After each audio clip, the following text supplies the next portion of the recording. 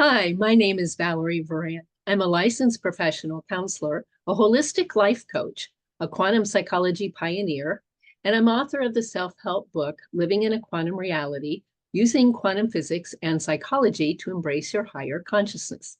With me today is Cecilia Cervantes MD. She's been in primary care physician, private practice since 1986. And actually, now she's providing so many integrative and holistic things I want to tell you about, like neurolinguistic programming, timeline therapy, energy medicine, quantum medicine, biofield tuning, hypnosis, much, much more, all part of her functional medicine approach. She's also host of the Shifting Paradigms in Medicine podcast, which is where we met. So welcome, Cecilia. I'm so eager to have our conversation today. So happy to be here. Thank you so much, Valerie. I've been so excited to talk to you on today's show. Oh, thank you. So I'd like to start by helping the viewers understand how there you were as a regular primary care physician, and you went down a very integrative and holistic path, as did I. But I would love for them to hear, what was it that led you to know you needed more integrative type of tools? Well, going to medical school, I thought that I was going to become this healer, and I was going to learn all the secrets of the body, and it was very challenging going to medical school. Initially in college, I studied social work and sociology, and additionally, my family was very kind of mystical. We came from Cuba, and so there's a lot of mysticism in the Caribbean islands. And so there were a lot of beliefs already there that were otherworldly, believing in past lives, believing in being able to connect to spirits. I would go to seances, many different things that I kind of kept under wraps. Um, when I completed my medical school degree, and then my residency, I realized that I didn't have all the tools I needed to really help people. I saw that part of medicine was more about what you can charge for, doing procedures and getting more money, and I didn't witness in some cases the physicians really going deeply into a person's life to see what it is that led them to where they were then with their disease and their process. Um, and so there was a lot of compassion from me for these patients. I didn't feel like we were fully helping them. And I thought I should have become an acupuncturist or something like that. Maybe I could have helped them more. So there was some regret there, but that led me to study more.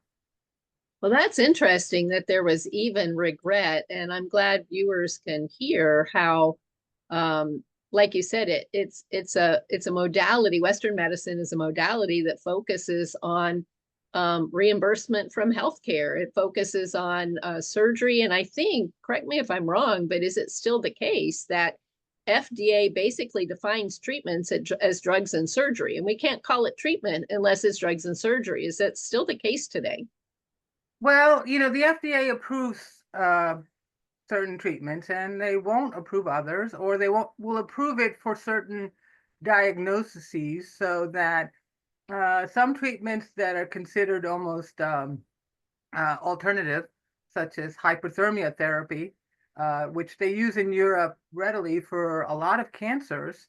Here, the FDA will only approve it for certain, I think it's some renal cancers or some, I don't know, but it's very specific. And everything reduces to numbers. You have to have the right numbers for the diagnosis code, the visit code, the this and that. There are codes for everything. So we all are reduced to numbers, and everything has to be in the right place in order for it to be quote unquote covered. It's crazy. Yes. And I feel like there's such a similar vein in the field of Western psychology and psychotherapy, which is why I too went down that very integrative path, because it seemed more concerned with something's pathological, let's take it back to the norm.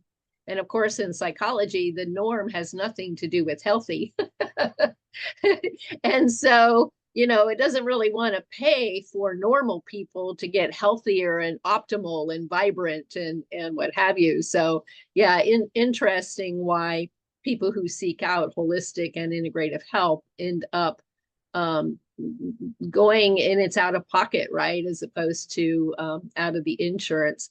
So, in a little bit different turn here, I would love to maybe hear some examples of how you use neuro-linguistic programming, NLP, we'll call it, and timeline therapy, and maybe hypnosis in your practice of medicine.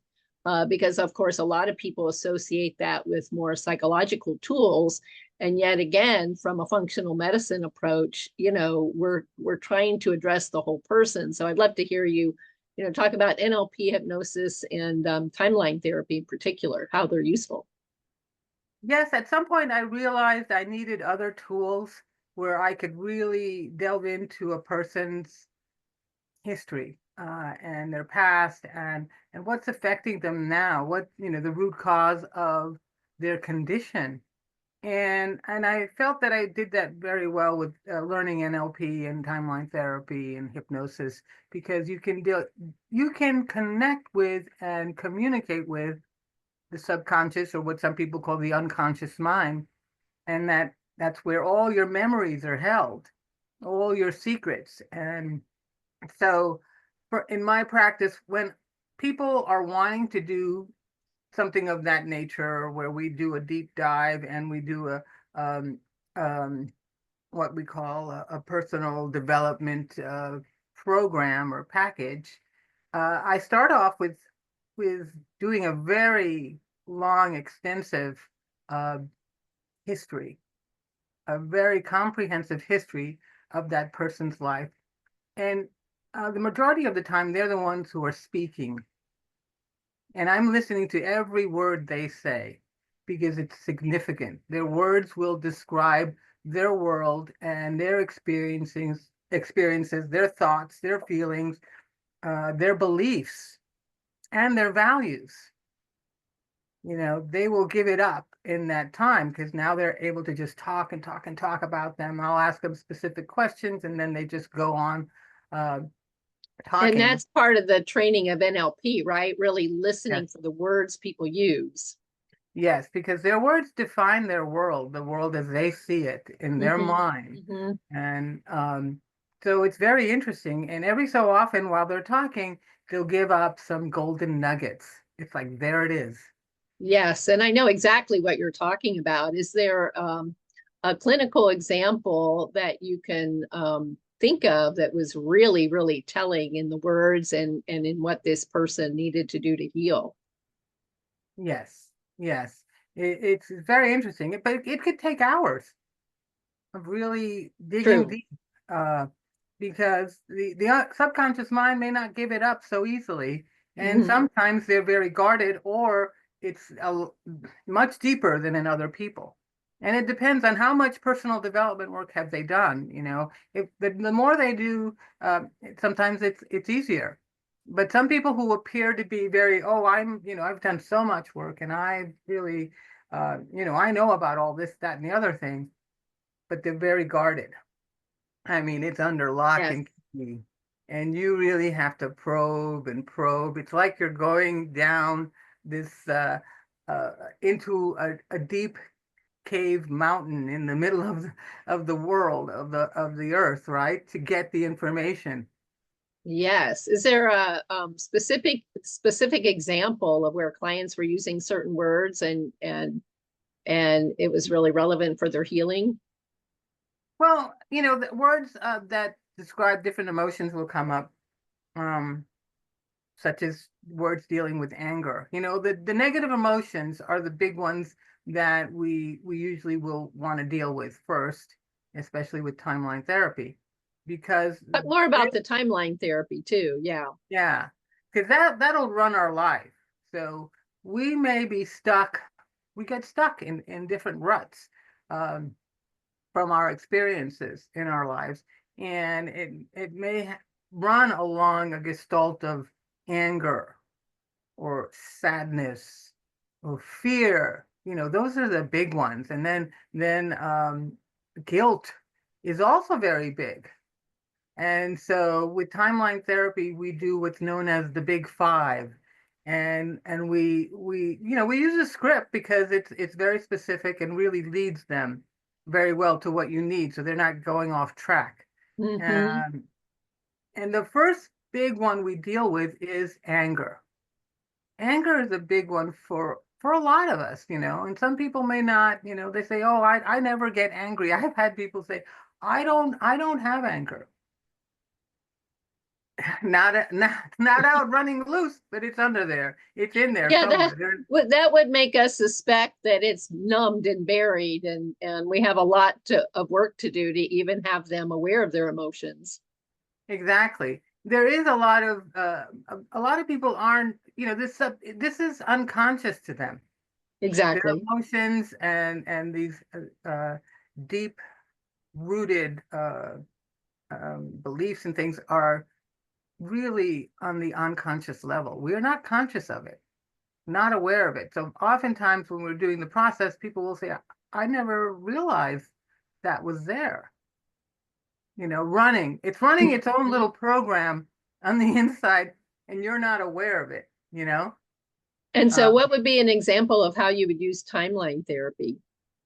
well, with timeline therapy, that is one of the first processes, one of the first modalities I will use to start the healing process, the self-discovery process. I want to deal with the big five negative emotions first, because they carry a lot of energy with them and they really drag you down. We carry a lot of history from our past and even from past lives on our backs, and we don't even know it's Yes. there. It's like we have this heavy backpack with all this negative stuff that we're just trudging through life with it, and we react to people and things not knowing where it comes from. And it's all this stuff in our baggage. It's that negative baggage. So I want to get rid Absolutely. of the negative baggage first. And so with timeline therapy, we will deal with first with anger, then with sadness. Sadness can really bring you low. I don't know if I think you're aware of Dr. David Hawkins and his map of consciousness, and Hmm. he tells you how much energy these things carry and how they can really bring you down if you're not going to release it. We have a trouble with letting go of things. Instead of Yes, letting go, we just throw it in our, it's like we have all this clutter in our baggage that we're not willing to let go of. But it affects us, on a mental, emotional level, and certainly eventually on a physical level as well. That's where illness will come from additionally, right? So absolutely. And so, with what would be a line in timeline therapy? Like, what would be something you would say to someone to bring him to a certain timeline? well, we do what's like it kind of a light, we put them in a light hypnotic state, more or less. It's just by using this languaging. And I have to show them what the timeline looks like, what's this is the future. Let me see here. The future, no, the future's here, right? Here's the past. In the middle is now, where we are now. And if we want to go to a past event that was significant, the first event that of anger in their life, in that gestalt, right? I'll tell them to go. It's like they're flying around, right?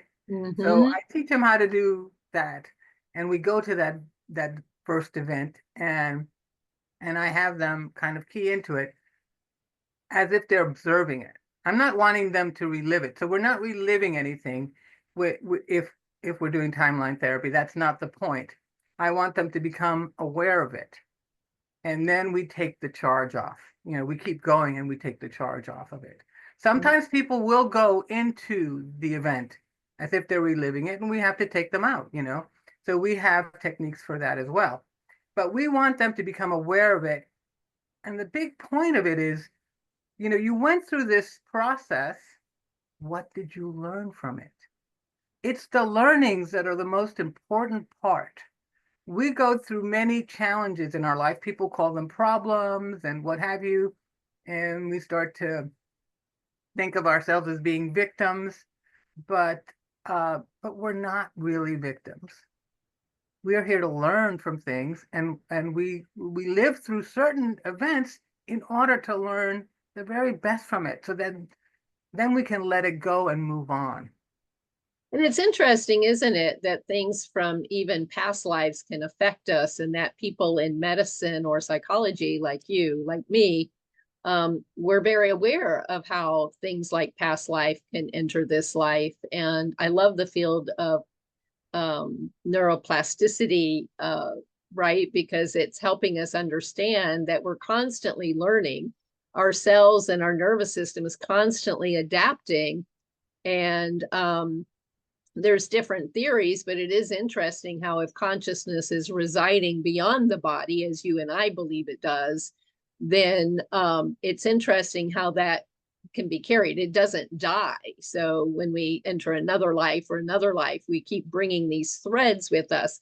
And yet, you and I are probably happy about the good news that when we look at neuroplasticity studies, when we look at epigenetics, what we also learn is that when we heal something in this life, the nervous system actually restructures itself, and our genes, can shift what it expresses or what it can't express. So I always like to tell people there are so many reasons why we get things that we get. We can't even, totally take that on so much about why we have something, but I love that we can use the power of these consciousness-based tools to end up using it in healing. And we can see that it can get to the nerves, it can get to the genetic level, and it can heal there too. Any thoughts around that you'd like to add? It's very important to, yes, I think it's very important to realize that we are constantly shifting and changing and learning and relearning. We're like the best computer in the world. Our minds are like this super, super, super computer that can, on its own, and it would take a long time, if never, to discover how it does it. But we are morphing all the time. And the more flexible we are, the better we are. Absolutely. It's like being like a ninja in the world. Yes, absolutely. That flexibility is key, isn't it? Rigidity gets us into more pathology, and flexibility gets us out in so many ways.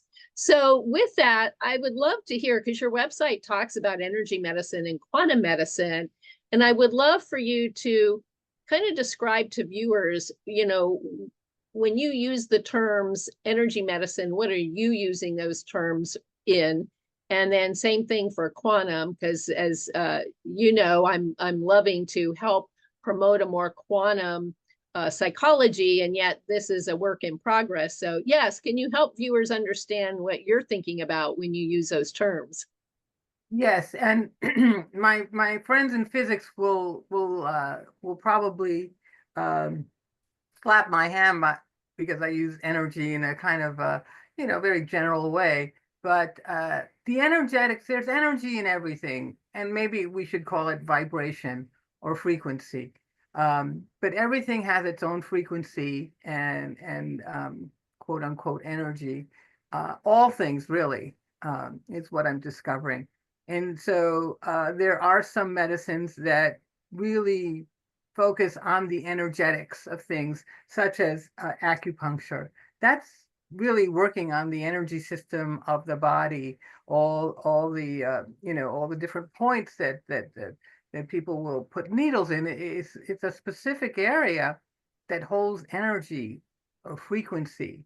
And when you delve into it with a needle or with electro acupuncture, you're releasing a blockage and letting that energy flow in those meridians. So acupuncture certainly is an energy medicine, and I did study that. And Mhm. I don't use it a lot in my practice, but the knowledge of it helps me to understand certain things, and helps me to refer people out to for specific treatments that I think they would benefit from, because maybe that's where a lot of the blockage is, or that's going to help them release that blockage. Another energetic medicine is herbalism. There's a lot of energy in plants. There's a lot of energetics, and taking certain herbs will also strengthen the areas that need to be strengthened and release the energy as well. And so there's a lot of different medicines that can be seen as being energetic. There's also the hands-on healing techniques. I did the whole Reiki master treatment and hands-on healing, and uh, people really kind of felt something. They felt good, and they would get off the table and say, wow, that was wonderful. And they would come back for more and more. I started doing Reiki when I had completed my residency, and I was doing it. Uh, I was donating treatments to AIDS patients at that time, and at Mhm. that time, AIDS was just it was killing people, and it was horrific. But uh, these people got some relief in how they felt. They were able to relax. Um, they were going through so many difficult things at the time. And so they would keep coming back for more and more. And I thought, I didn't think I was doing anything, but Mhm. obviously, that human touch and those techniques do work, and they help the body. So that is, that type of energy, that frequency. Uh, and there's a lot we still need to discover about all these things. Mhm. It is a work in progress, but it works, and we need to go down that road. And so I'm, in a sense, was living for a long time in two different worlds: the conventional world and the integrative world, the functional world, the mystical world, um, and struggling on how to meld the two, because I think that's going to be the best thing, is using both together. And no wonder we use the word integrative, right? Because we're saying and, we're not saying or. When people, a lot of times we use the term complementary, it was because they were saying or. But those of us who are very integrative, it's and. There's a time and a place to use our Western methods, both in medicine and psychology. And there's times to use these other things that are really beyond the toolbox of Western medicine or Western psychology. So now you and I, as of now, we have a mutual friend, Doug Matzke, who's a quantum engineer. And so I chuckle when we're using the word energy, because we can all hear Doug in our ear about that. But for viewers, I'd like to maybe just um, give this little intro about it, to say, when we use the word energy, that is energy moves in frequencies. It moves in speeds of oscillation. Is it a really fast oscillating frequency, or is it more of a slower oscillating frequency? And so when we are dealing with space-time physics, as we are so often in the body, and if nerve impulses are traveling, that's energy. And like you said, when we're using certain energy medicine things, it is operating at the level of frequencies.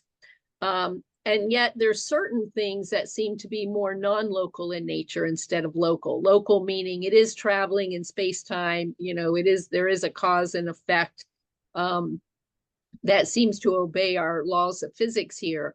But you and I'm sure, have experienced things that completely defy those laws.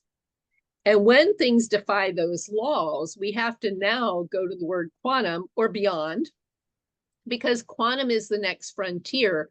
And when we talk about quantum, there's a few things that are true when we're talking about quantum. We're talking about, sure, we are maybe in certain aspects, the bridging languages, we're talking about a quantum of energy.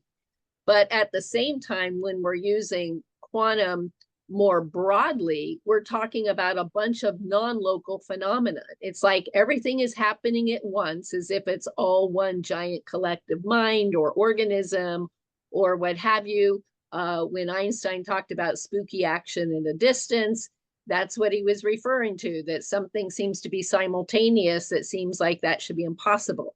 When, more of our viewers have probably heard of quantum entanglement. Whatever happens at one in London, its sibling particle in California gets tickled at the same time. I'll be very loose there. But, that otherwise would be impossible. And so it's clearly non-local kind of an activity. Quantum entanglement has been shown at all kinds of levels, including within our bodies. So there's still a mystery as to how the quantum meets our biology. But we do know that we're made of all these subatomic particles and protons and quarks and what have you. And entanglement has been found at these various levels, even at the level of quarks, even a level of the gluons. And one physicist I know, Anirban Bhattacharya, he and I have talked, and he's really known for finding the quantum oscillations within the microtubules of the tubulins in the nerves. And so, for those people who say the body can't be quantum and there is no quantum interface in biology, that's absolutely wrong. And, we are finding it. We still have a lot to learn about it. But when we are talking about quantum, that's when our friend Doug, will remind us that once we're in quantum, in a way, we really have left the world of energy and frequencies and that kind of language, because that's all space-time definitions. And so now we have to use other. And of course, he's come up with his own model about, how that works. But for us, I would love for people to hear from you about, let's say, your out-of-body experience, some of your lucid dreaming experience that for you was like, wow, there is a non-local mind here. And it maybe kind of led you to being interested in quantum language. Yes. I did have some experiences at the end of my residency that really caught my attention. At the time, my mother was very ill and she was in the process of dying from advanced Parkinson's disease. Oh my. Mm-hmm. And so I was having to deal with death. What is death, and really what happens? I know what I believe, but how will I ever really find out? Death for many of us is very scary. And during that time, I started having these out-of-body experiences. I'd go to sleep and then something would wake me up, and it was as if I had I came out of my body, and I was flying in the room and realizing how amazing it felt, because I didn't feel any gravity. I was free of the body, literally free of the body. And I could fly here, there, everywhere. And I started to notice other things. I saw myself in the mirror, and it's like, oh my God, who's that? And I attempted to leave the room and I didn't know how. So, and then I'd fall back into my body. It felt like I literally fell back into my body. Oh, And the gravity of it. Boom. boom, like that. You could feel the gravity. And Mm-hmm. I would have it for several days, and several times I would try to leave the room, and I would try to open the door to leave the room, and I couldn't quite open the door. And at some point I realized, just go through the door. And I did. I got through the door to the other side. I was so astonished that I fell back into the body. So so I did this for quite a while, and I realized that I was going somewhere else, to another dimension. And often people will speak of the fifth dimension, that in the fifth dimension, sixth dimension, I don't know, there's no space-time. And you can go wherever, your mind decides to go. So I did a lot of traveling and stuff in these adventures. And one time I was, had been traveling to Arizona. I was looking at jobs there, and I woke up and I was back in my room in my home, and I could see where everything was, so I knew that had happened. And I also saw this silver cord coming out behind me, and I thought, what is that?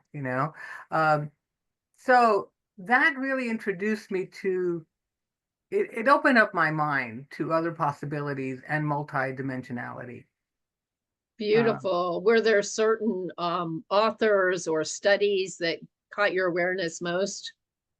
I Robert Monroe, and I started getting books on on Robert Monroe and other things like that. I took a course on out of body experiences. I would go to this learning center in Boston, um, Massachusetts, where a lot of these different authors came.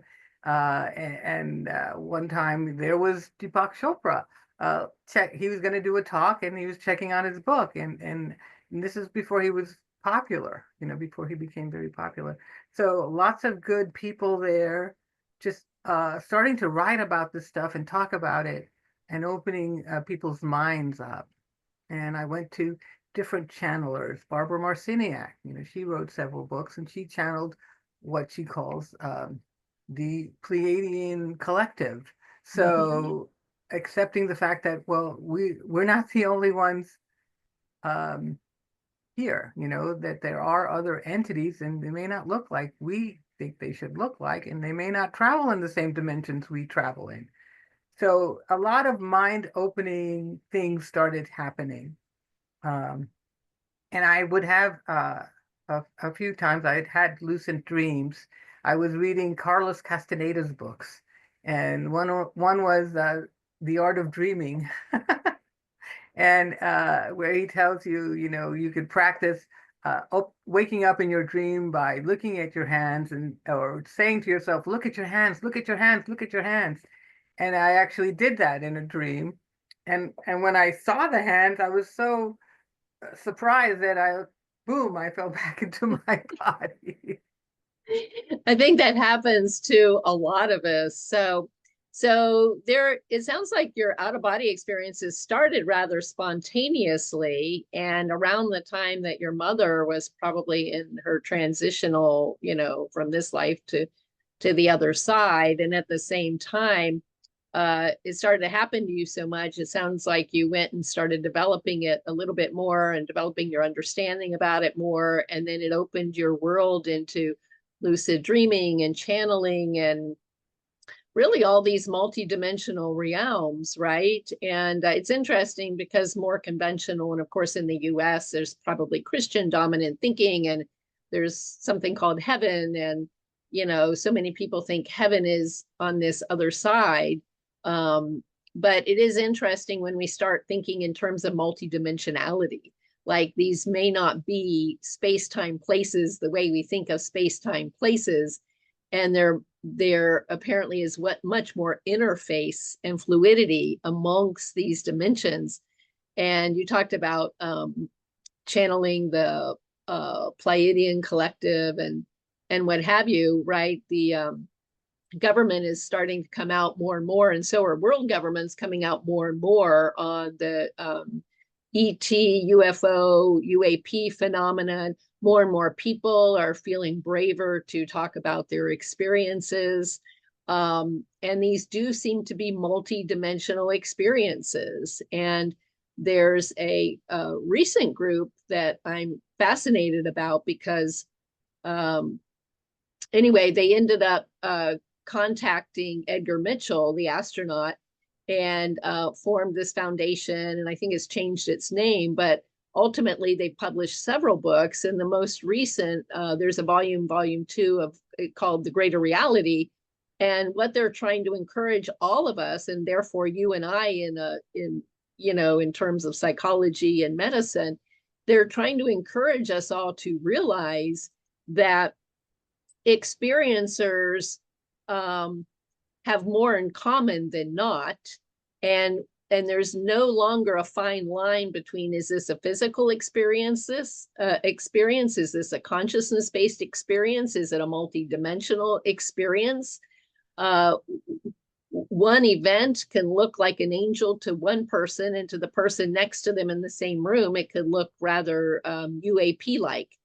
And so we don't know, are these ETs, are these angels, are they spiritual beings, light beings, energy beings? So no wonder we also need more quantum language for understanding what is the nature of this multidimensionality, if you will, that clearly is interfacing with our physical reality and can use our consciousness and what is in our consciousness to communicate with us, and even telepathically, right? Like as in the case of mediumship, but much, much more. Any thoughts about that?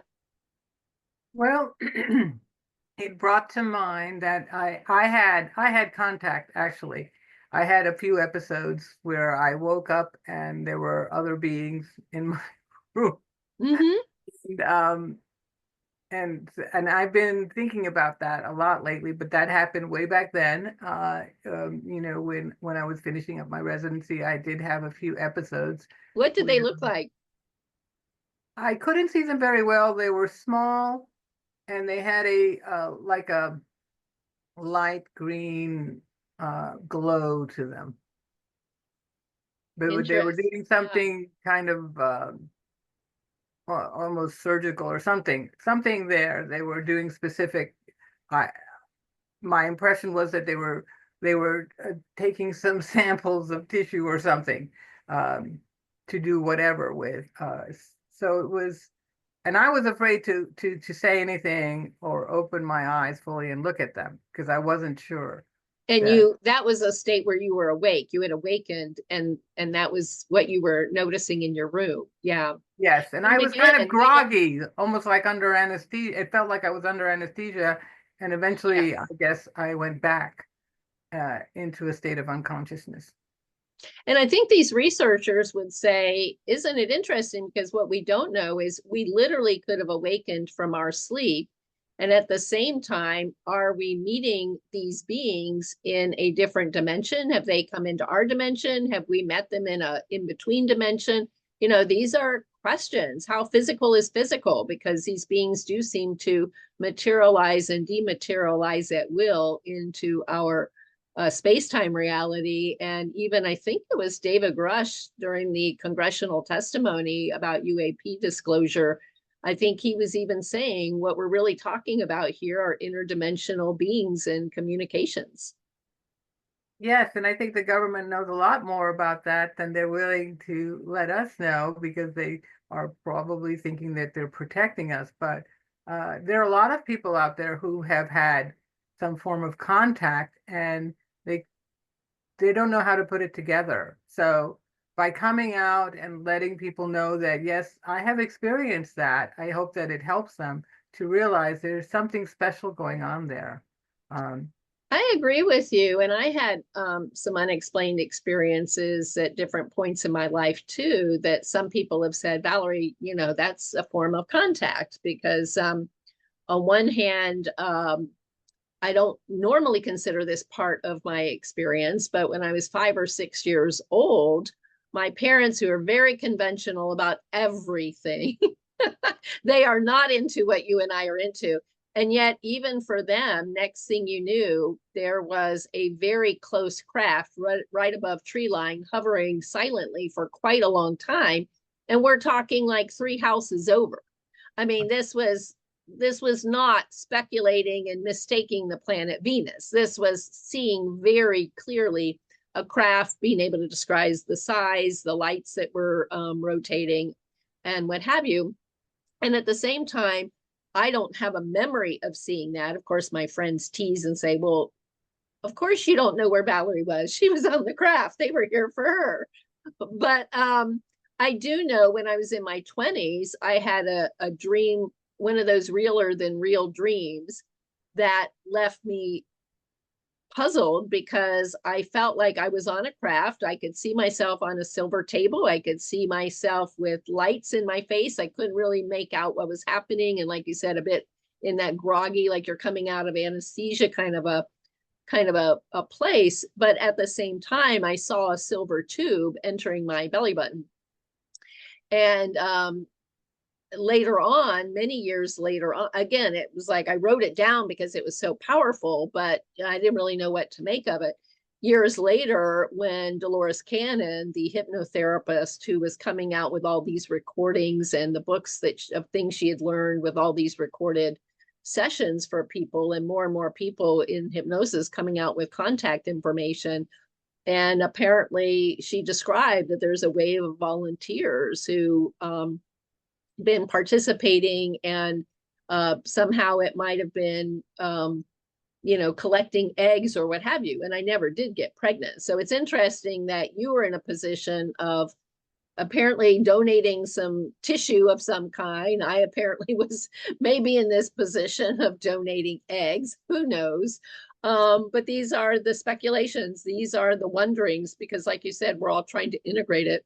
And like I said, I know I never got pregnant. And then in my 30s, I had a particularly realer than real dream where I was on a very small craft. It felt like a,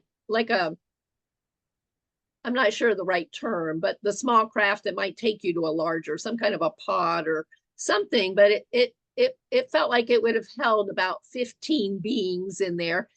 And in this realer than real dream, I'm looking around at these other humans, and they have familiar faces. And in the dream, I'm having the thought, they're making me see these as familiar faces so that it keeps me calm. And of course, that felt very mysterious. And then even lately, I'm thinking it was about a year ago, I had awakened out of a realer than real dream.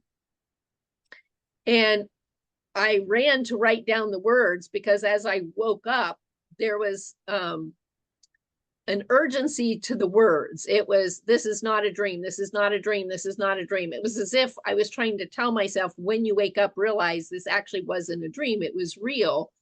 And I wrote notes like UFO and blue skies and some things like that. But of course, I forgot to go write more. And then I kind of forgot what happened later on. But like you said, are these contact experiences? More and more people are having these, and they're quite mysterious. Exactly. It's. I think we are shifting our thinking about the dream state also, because where do we go in Yes. the dream state? I have some really wild dreams sometimes, and very vivid dreams. Some people say I don't dream at all, or I don't dream in color, and yet it often feels very real, and there's usually an important message for us there. We spend a great deal of time in sleep. A third of our day is in this sleep state, uh, and we're having these experiences and kind of waving them off as unimportant, but they're a third of our life. Of course, they're important. There is something there.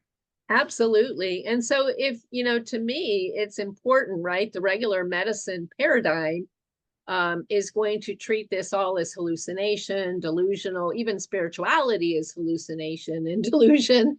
It's a rather atheistic profession, is medicine, is psychology. So to viewers out there who have been experiencers, whether it's out of body experiencer, spiritual experiencer, some kind of contact experience, like, what would you like to say to these viewers about how you view all of this, and how, in other words, the role for integration, how you would help them? Uh, I I'd like to let them know that everything that happens to them in their life is significant, and we don't know everything. We don't know everything, and the meaning of all things. There is so much more to discover. It is infinitesimal what we don't know. And if you're having an experience that really kind of sticks there, and I would say explore it.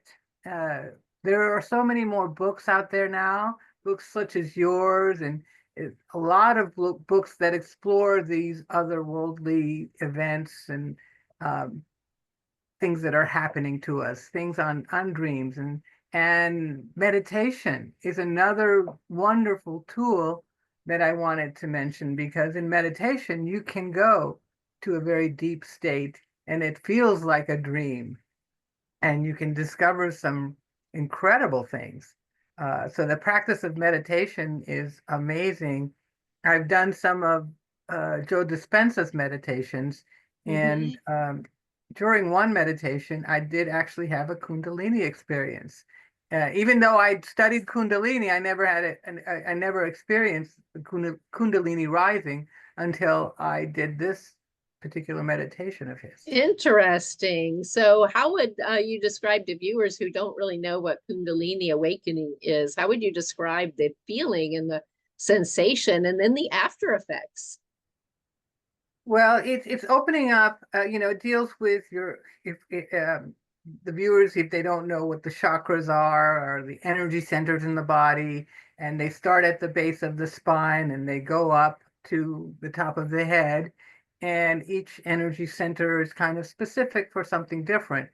And the Kundalini rising is like this energy rising up from the base of your spine up into your head, and uh, it feels like an explosion, and it gives you energy, and you could feel it throughout your body. And what I learned from one of my other friends is that you have to take that energy and distribute it around so that it doesn't kind of short you out like electricity, because our bodies are electric. We're electric beings, right?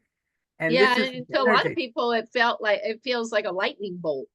It did. Yes, for me, it did exactly. Hmm. And Hmm. I didn't know to distribute it. So after that experience, I lost a whole other day of meditation in that workshop because I couldn't get out of bed. Interesting. So that's the only downside. There was nobody there to help you integrate the experience. I didn't understand it. And so I was like this buzzing wire with this energy and nowhere to go. I tried to get up to go to the next class that morning, and I was so dizzy, I had to go back to my room and get in the bed and process it that way. But you could take that energy and distribute it, onto objects, onto to animals, onto other people, onto parts of your body that might hurt. I didn't know to do that, and it Hmm. was talking with her afterwards that I realized, oh, that's what I should have done. Oh, no. So essentially, for viewers who may not follow us completely, would you describe it as seeing the energy go in your mind's eye as if you're telepathically communicating and distributing it, and wherever you look, you're distributing it? Or how would you tell viewers the way you distributed it? Well, the way I should have distributed it is by, actually physically putting my hands on something and imagining Grounding. releasing the energy. It's like that. It's like the energy medicine where you're putting your hands on healing kind of medicine and Mm-hmm. letting it flow from you to other things, Mm-hmm. um, so that it's not just contained in your body, like bottled up and just buzzing like a live wire. You want to Well, put it and even electricity needs a grounding wire, right? So no wonder the role of earthing, of grounding, like there's such a place of that. And then, like you said, it'll more evenly distribute. And then we can, through an act of consciousness, we can send it in other places. exactly, because I was on like the third, fourth, fifth floor. I wasn't grounded at all.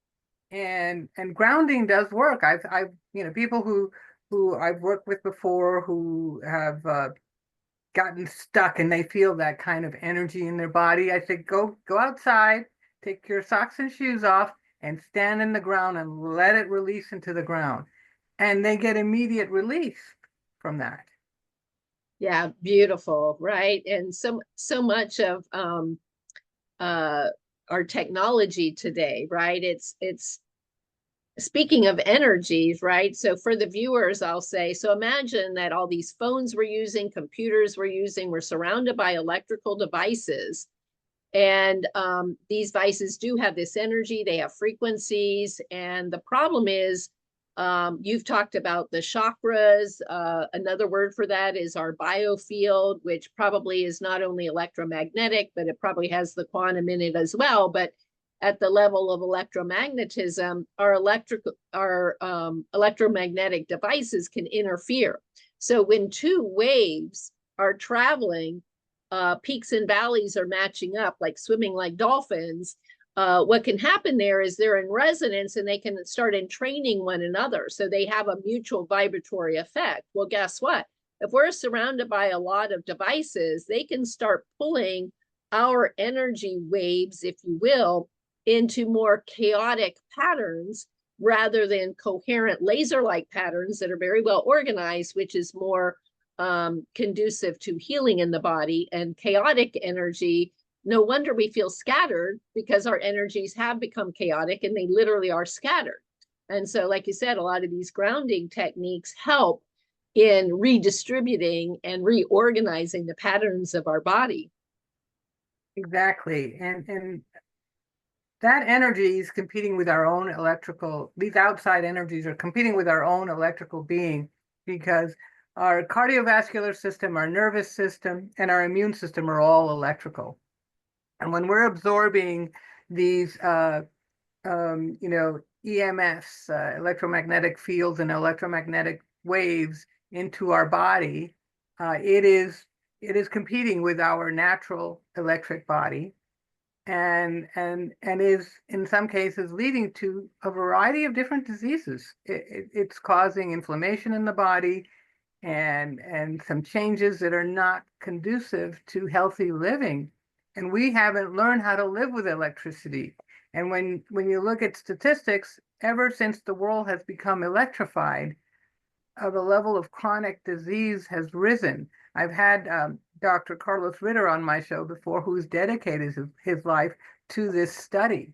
And we need to learn how to live with the electronics, because they're not going away, but we have to shield ourselves from their effects.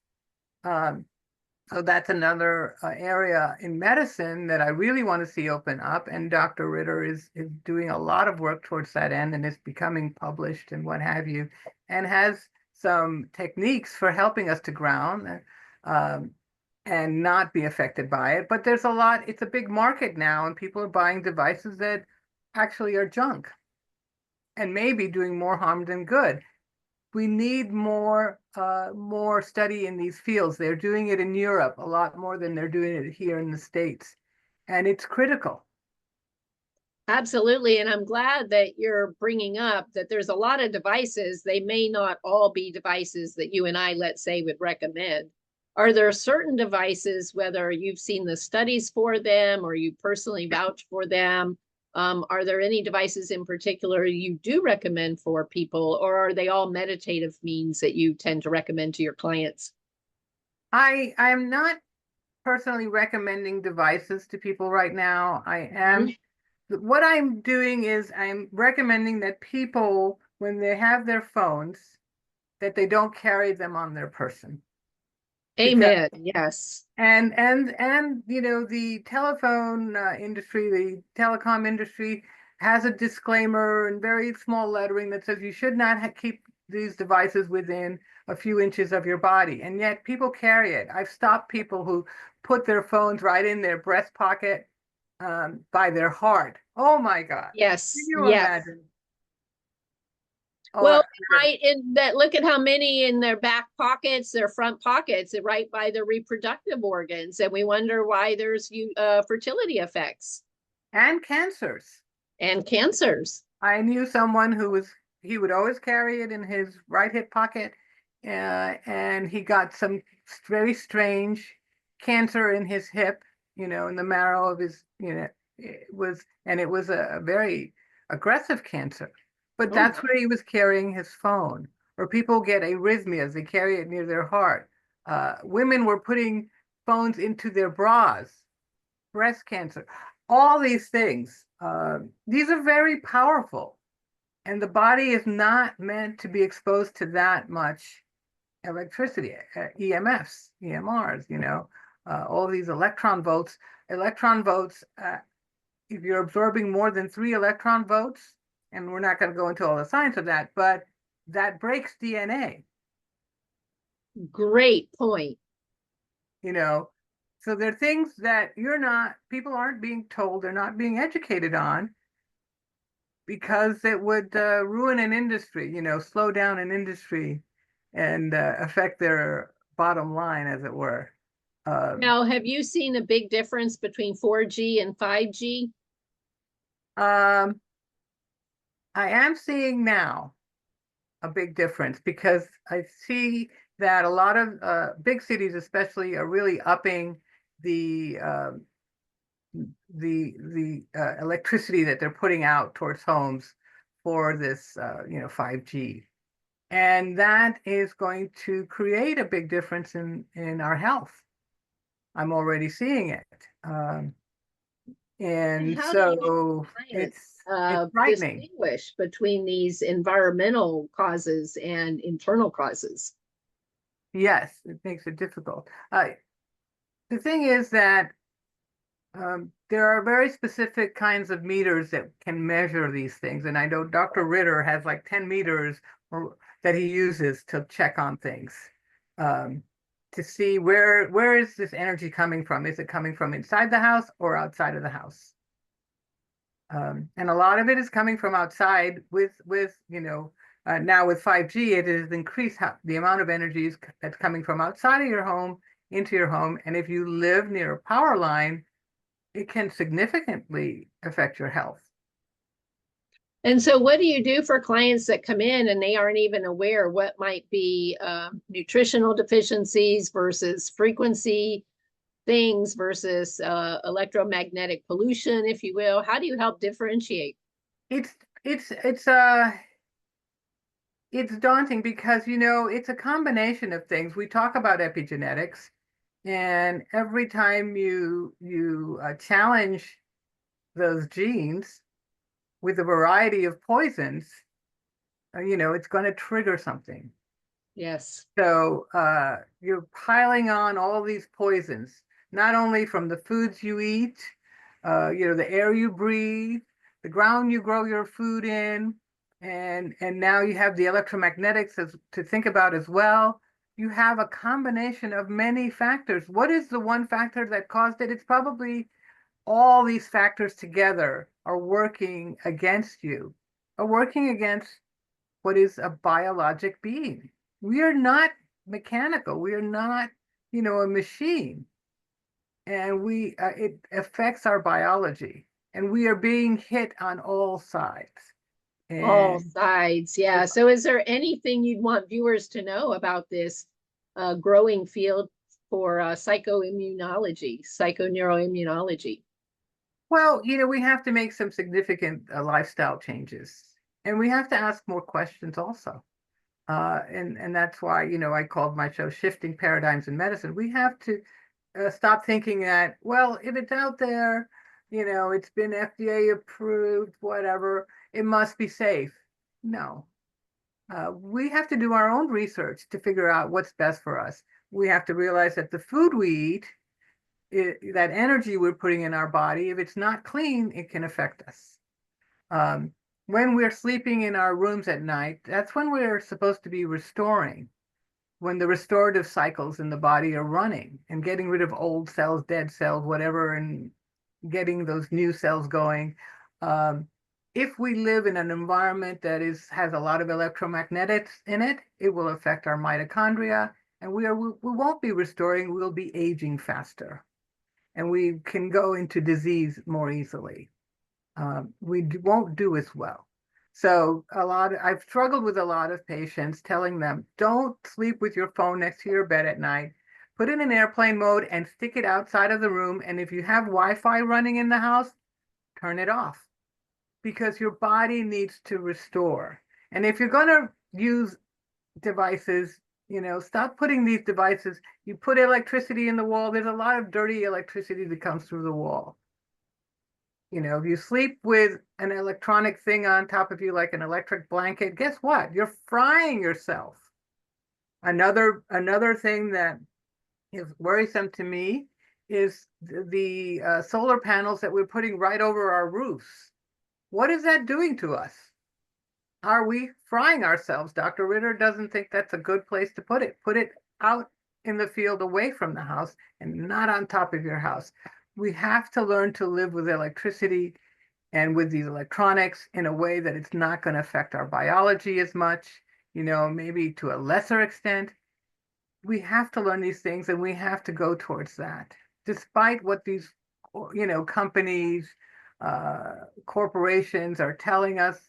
They're not disclosing the entire truth. And we walk around with these devices in our hands, and you can feel the electricity going into your hands. After a while, you got to change hands because it starts to hurt, right? And some of those studies where they show people with the cell phone to their head and then they're watching brain scans and it's turning blacker and blacker and blacker all right next to the ear. Exactly. And sometimes even with the Bluetooth devices, Yes. those are not good for you, by the way. All these things that we're doing, we are destroying ourselves. And we've seen a rise since I started studying medicine. There's been a large rise of brain cancers. Used to be rare, and we're seeing a lot of brain cancers, not only in adults but in children as well.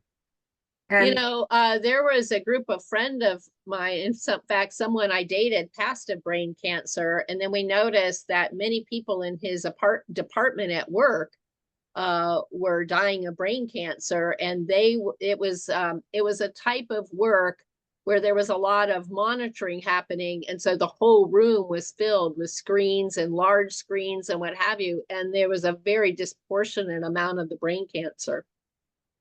yes, it is. It's amazing. And the government has done many studies. They know that radioactivity is not healthy for us. They know it. And these waves coming from our phones. Uh, it's not like having a bomb blow up in our house, but it's giving us slow doses of these unhealthy electromagnetics. And like the bomb that went off in Hiroshima, that would kill you within a year, from disease. These electromagnetics will kill you within 20 years, is what Dr. Ritter says, because it's an accumulation of the damage, and it's damaging our biology, it's damaging our genes. And so environmental toxins are a big thing that I like to talk about quite a bit. We have a lot of chemicals in our environment that are unhealthy, and they're always allowing more new chemicals to come into our environment. So we're getting hit on all sides, all sides. We absolutely are. And to the point that you made a little bit earlier, I mean, oh, well, if FDA allows it, it must be healthy. Well, what a lot of viewers don't realize is how many studies are not conducted. Of the studies that are conducted, they're usually paid for with private money or specific stakeholders who are gearing, hopefully there's also a lot of very objective studies, which would be true scientific studies. And at the same time, some of these studies are geared a little bit in the direction of the industry that's paying for it. And so we just have to say, we all need to inform ourselves. When we look at studies, we have to say, who were they funded by, and really actually look at the scientific study to see how well it was conducted. And at the same time, just because if somebody says there's no research to support that it is healthy or not healthy, the key word is there is no research. I mean, we have to realize there's a lot of studies that have not been taken. A lot. And they're doing more in the European area than they are here in the States. Yes. And they're putting more rules in place that are to benefit their populations, especially with EMFs and non-ionizing radiation, because they're seeing how it affects people. So in France, several years ago, they made a law where you couldn't ride with a child in the car with your cell phone on. You had to turn it off, because imagine a car is like a little Faraday cage, and you have these things bouncing around in there, and a child is still developing their nervous system, their brains. And we're seeing a lot more effects in children on their nervous system, on their neurology, and more cancers as well, more chronic disease. Yes, so all great points. Before we end for today, I would love for you to talk a little bit about your podcast because the name alone, right, Shifting Paradigms in Medicine, is very telling. So I would love for you to maybe tell viewers what's in your crystal ball. Like, where would you like to see medicine? Once it's shifted, where will it be?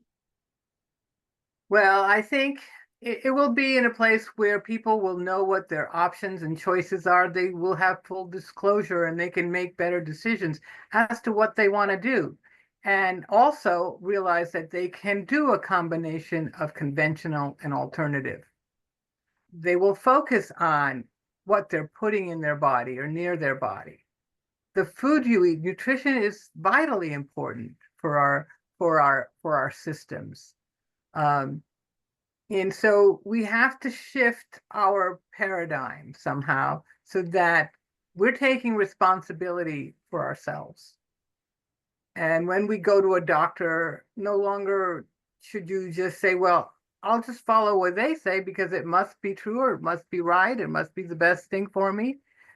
The medical system is broken in many ways. And often they don't address these issues. And there's not enough teaching going on, doctor to patient, because they don't have time. They spend 5, 10 minutes with you.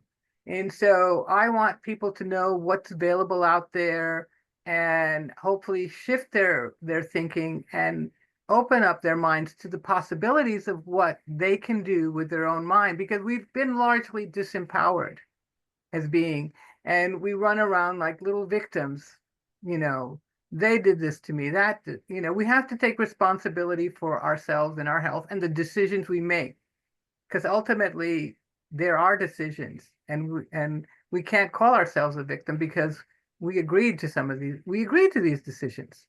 So you have to shift your thinking and take responsibility for everything that you do, everything that happens, and start to really examine, go into yourself, become your best friend, and open yourself out to the deepest part of yourself, your heart and your soul.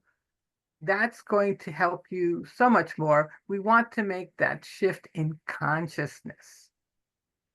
Absolutely, beautifully said. So tell viewers where all they can find you, how to contact you.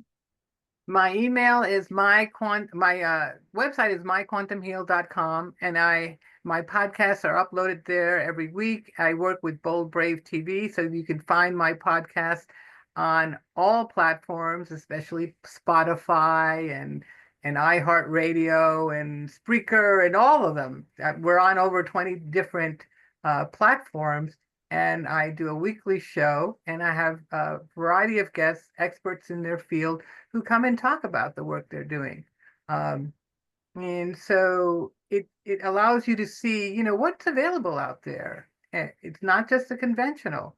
We really have to make a shift in how we are living and walking and being in this world while we're here, because we are infinite beings and we keep going even after we leave the body. Absolutely. And so if someone would like to be a client of yours, the best way to contact you is through your website? Through my website, go to the contact page and send me a note, and we go from there. Beautiful. That sounds good. Well, thank you so much, Cecilia, for our conversation today. It's always such a delight to talk to you, and I look forward to us maybe doing it again. Yes, absolutely. No, it's my great pleasure. Thank you so much for having me as a guest. Thank you.